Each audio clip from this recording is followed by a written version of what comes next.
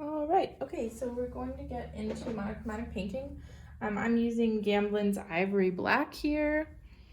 I'm gonna go ahead and put it in my regular spot that I put black. So something about these, just a quick note, is that you wanna kind of be careful about keeping them clean, otherwise they can start to get really crazy. So you can kind of see that I have some excess paint here.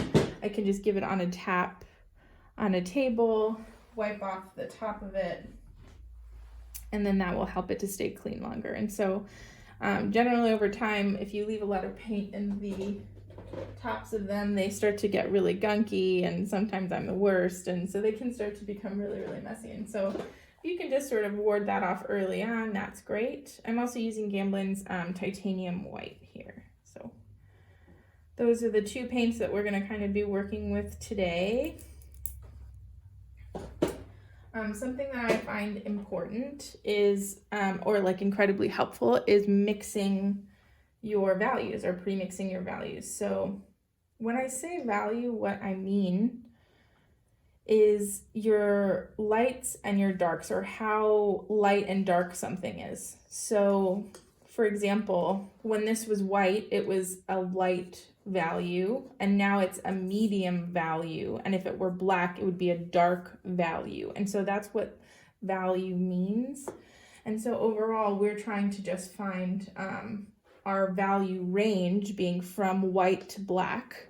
And so we're able to really focus in and see how light and dark things are, and really that plays a huge impact on how an image is perceived. Is how light and dark has really a ton to do.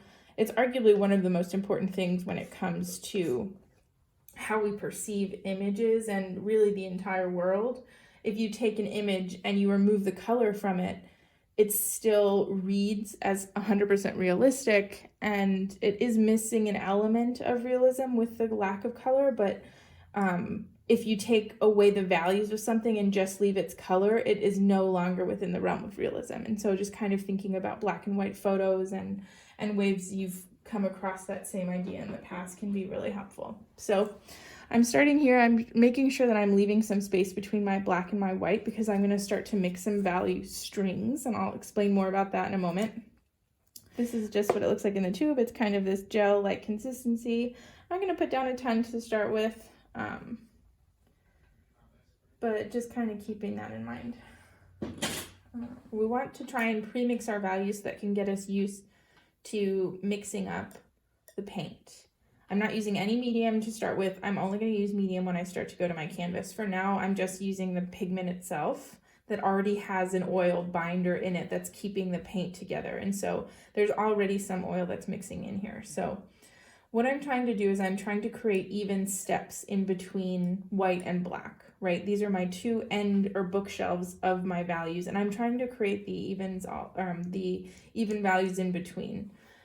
So this can be sort of systematic, right? Like you're mixing between a white and black.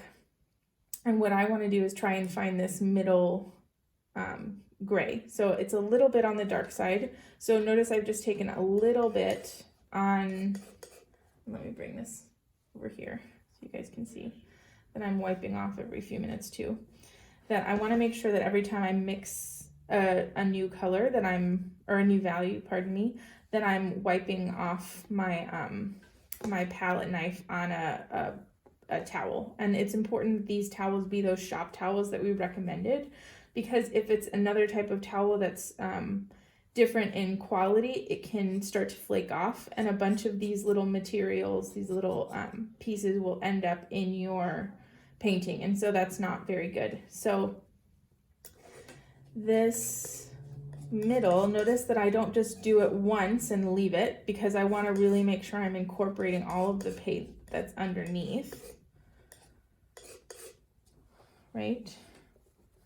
And so that I have like a really thoroughly mixed color. So from here, I'm probably going to add a little bit more, just a tiny bit more paint and white. I'm adding a little bit at a time, because I don't want to end up with big giant piles of paint. It's important to mix enough paint, but you don't want to make piles too big. So actually this is a little bit on the small side. I would be more comfortable if we had about this much So I'm gonna go ahead and just like widen my piles a little bit. I had black that was already sitting over here, so I'm going to use that, and then I'm gonna just take a little white and a little black.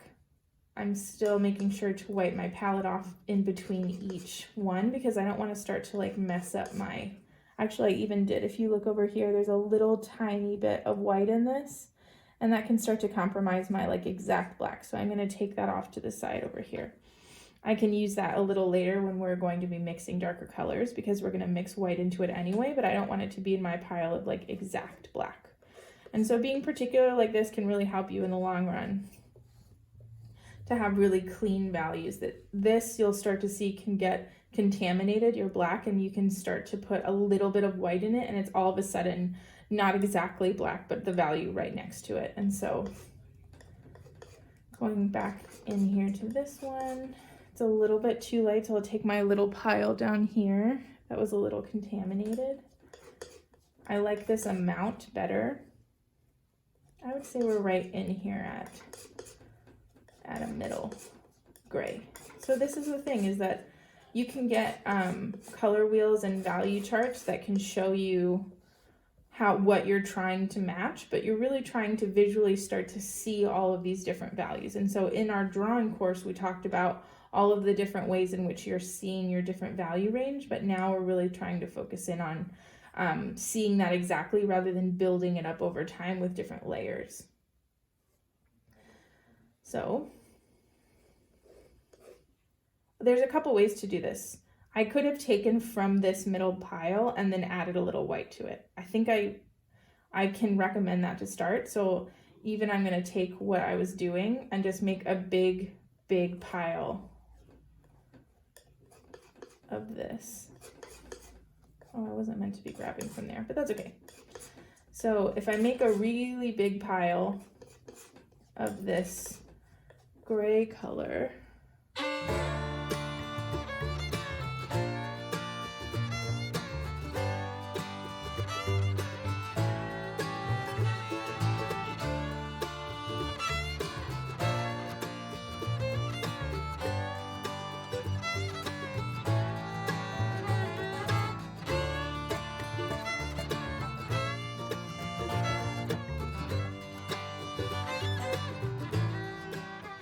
so the thing we're trying to do is get midway between this gray and white.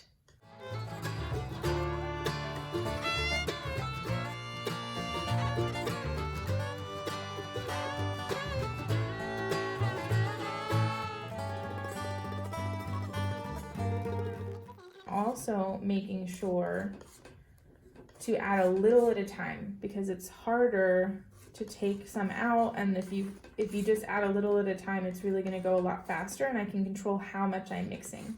It can be really easy to end up with big giant blobs of these paints, and then you're going to end up, you know, wasting some of it.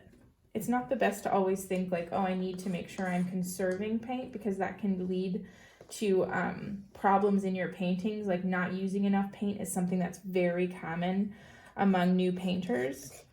And that's not something that we necessarily want to encourage. You know, we want to make sure that you're not just like, oh, well, this paint is expensive and so I'm going to not use any of it. That doesn't really help you in the long run, because then if your painting calls for a very specific paint color or something like that, and you're just reluctant to use it because of the expense, then ultimately your painting will suffer, and that's not what we're in the business of doing. So again, just putting out some more black and things like that. So now I think this could be a tiny bit lighter here. I'm trying to make the halfway between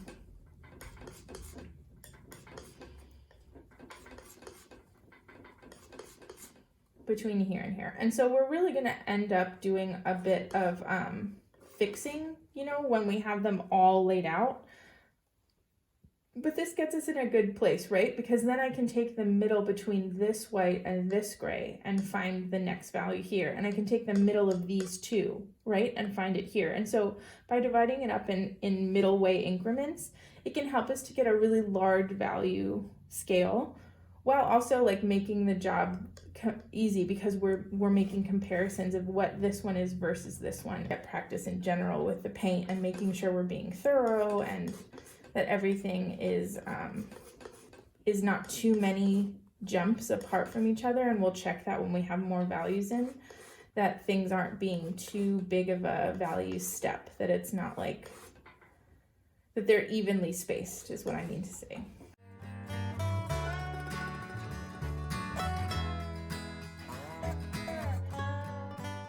I will say that for most of the time when I'm doing value studies, I don't do this initially. I really like to use what's called an open palette and mix just in process. I like that particularly because I use that with my color mixing. I don't like to have a lot of pre-mixed colors. That's my own personal preference, but it just helps me to stay loose. And also I get sort of methodical when it comes to things sometimes too much, and it can kind of deter me from painting in the way that I want to. And so just mixing sort of on the fly has been something that has helped me. So again, we have that like that little dip, but now I've made that go in by banging on a table. So eloquent as always. Okay, so now this is definitely in between these two values, but these might be a little too close. I'm gonna leave that for a moment. We might come back and just add a little bit of white to that, but for now it's like, it's pretty okay. It's probably that this one might need to go a little bit lighter or something in that neighborhood. So we'll kind of leave that. I'm gonna work on this one up here.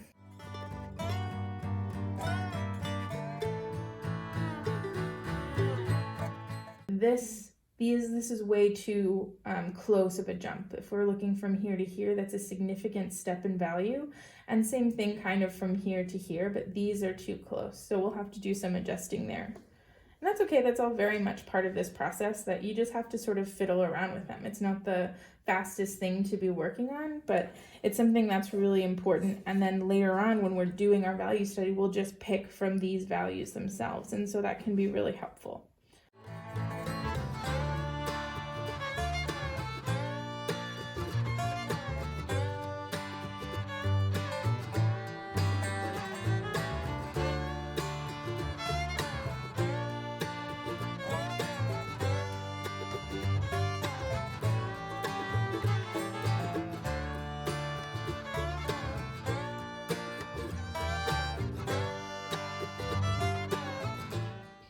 Okay, so this is our value scale.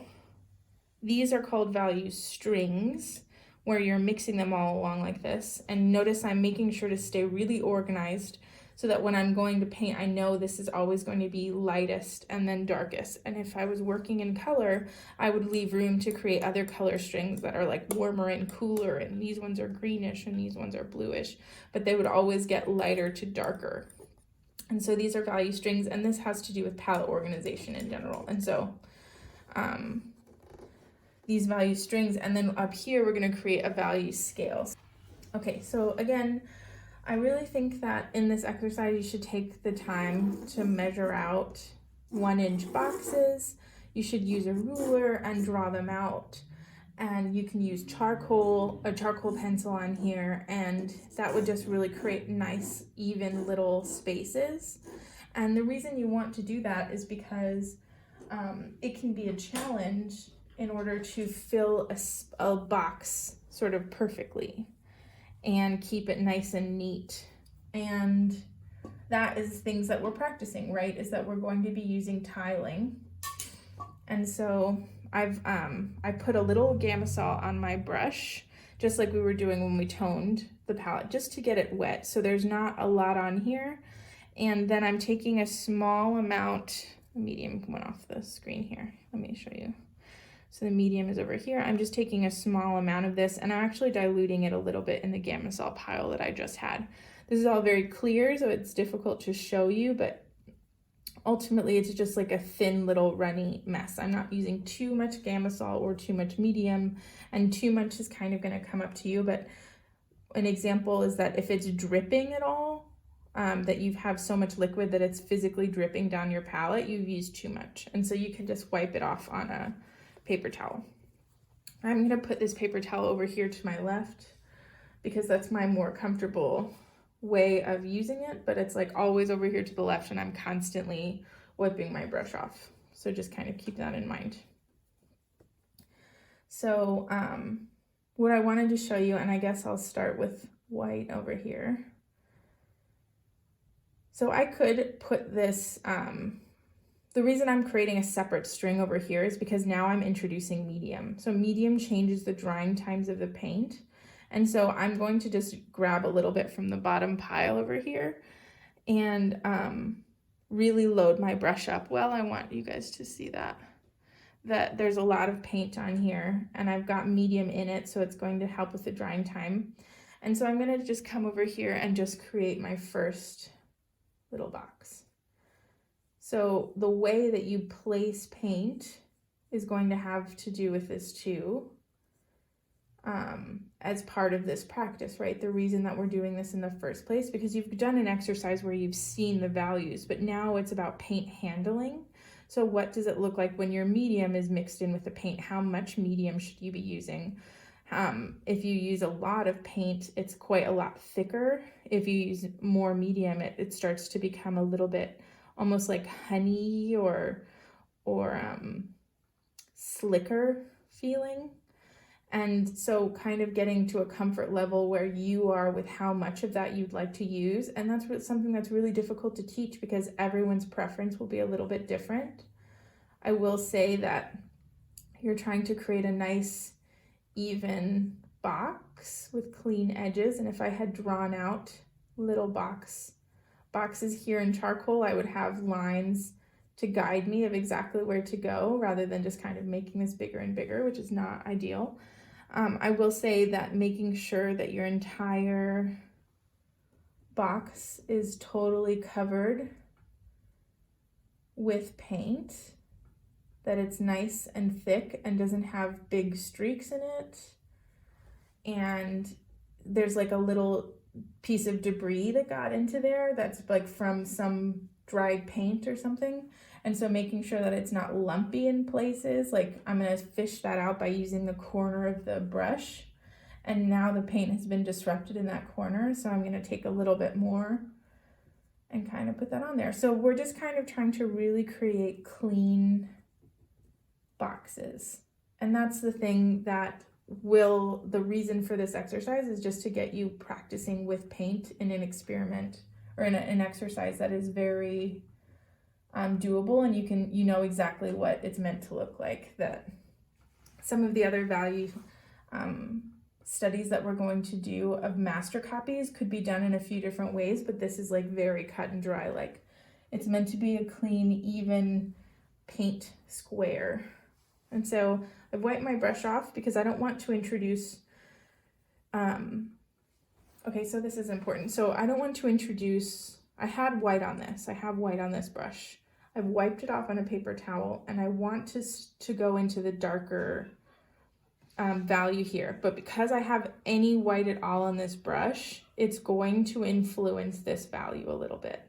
It's not going to do it a ton, but it is going to do it some. And so I'm going to take a good little chunk of this and put it down here, not mixing into my white, but next to it, because I'm going to, again, create another value string. And this doesn't have any medium in it, so I'm going to take a little bit over here and just add medium so that I'm creating a nice, like, diluted amount. So these two values are slightly different. This one is a little bit lighter. I can sort of correct for that I have my pile. I'm going to kind of just pick some of this over here and just get it a little darker. I don't want to pick black to mix into it because we've spent some time getting in here. I just want to like correct a little bit. And so it's a subtle difference. It's not quite doing enough. Let me see if I get, yeah. Okay, so that was sufficient enough. I might even get a little bit more of this. So now these are a lot closer together. And so it's little things like that, like knowing that the white on the, look, I just grabbed this medium that had white on it and I lightened it a little bit. So knowing how the paint that's already on your brush is going to influence you That's an important part of this process as well.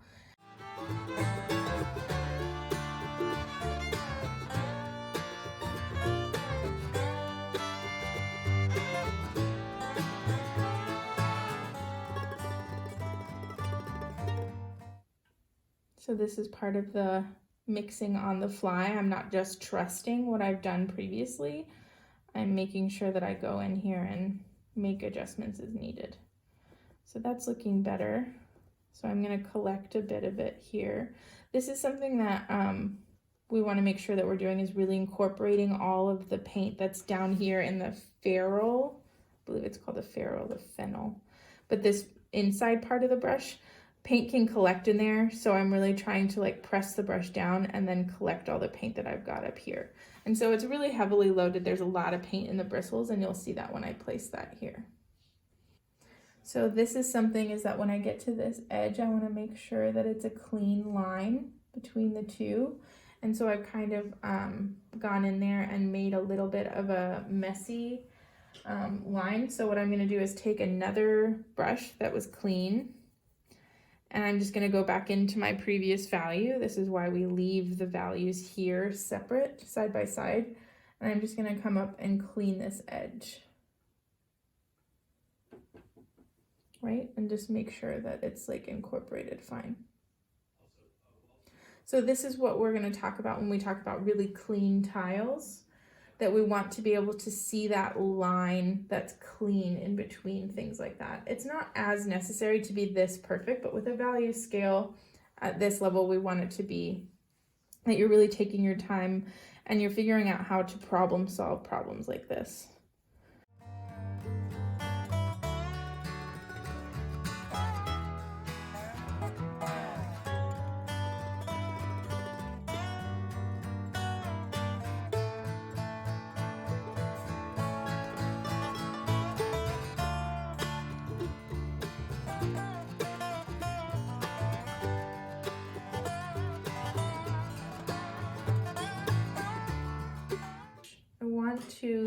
It's got my first 4 values that I transitioned down, but if I start to try and put this white one and like continue to use it all the way, it's just going to take way too much paint.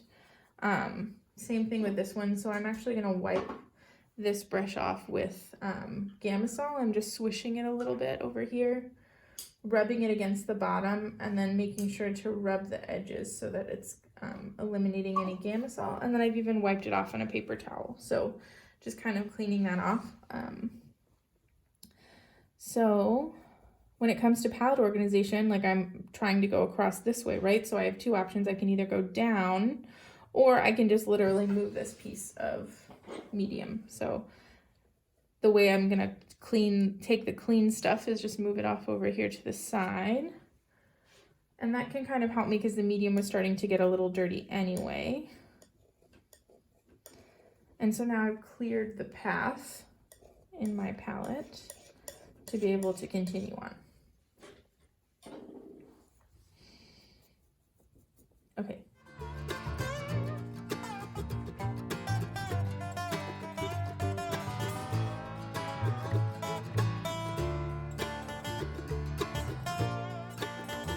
So I'm going to show you not enough paint actually. Let me wipe this off for a moment. So this is actually not that much paint on here compared to the other piles. And I'm going to show you what painting with not enough paint looks like.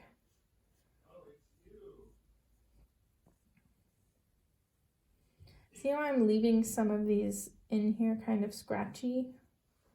I've technically covered this with paint. I've done the same motions I have previously, but you can see that there's still like little patches in here. So I need to make sure, yeah, that was a little too dark, that I come in here, I'm really loading my brush. When we get into more advanced painting, we'll start talking about, you know, when to paint thick and when to paint thin, because there are important times to do that, and it can really enhance the look of your painting and create a lot of depth. But for now, we're really just talking about painting even and thick and not too thick, like you don't have to paint like really like impasto kind of paint that has a ton of texture and takes forever to dry, but for right now we're just trying to really like be uniform and clean and doing it well, you know.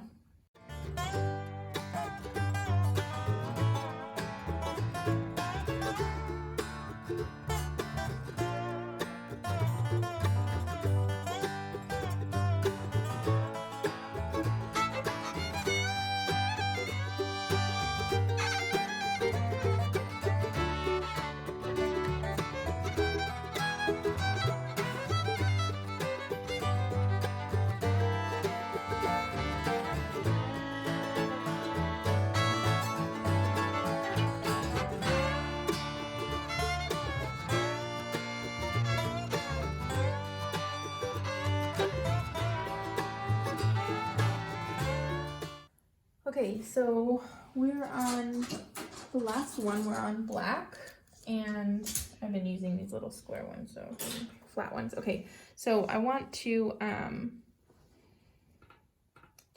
just emphasize, like when you're using white or you're using black, you need to have a clean brush.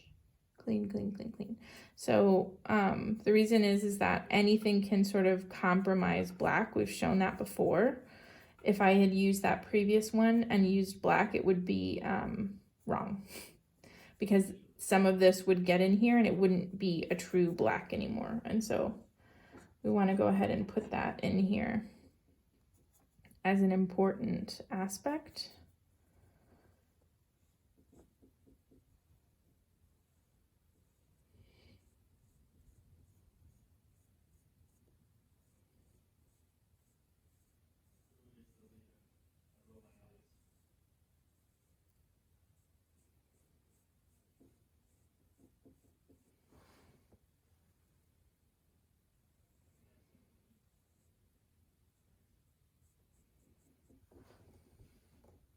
Okay,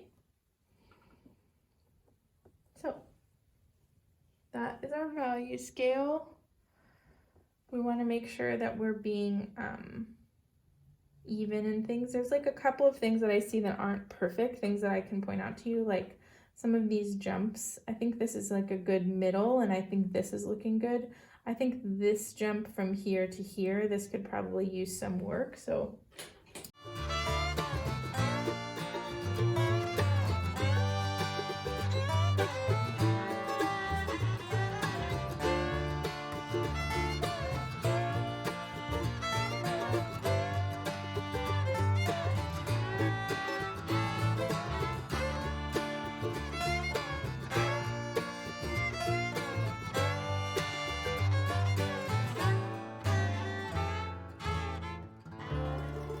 So this is value strings, and then the next thing we'll talk about is value studies and how to apply all of this paint handling, because that's what we've been practicing, to an actual master copy, and we will do a value study of that.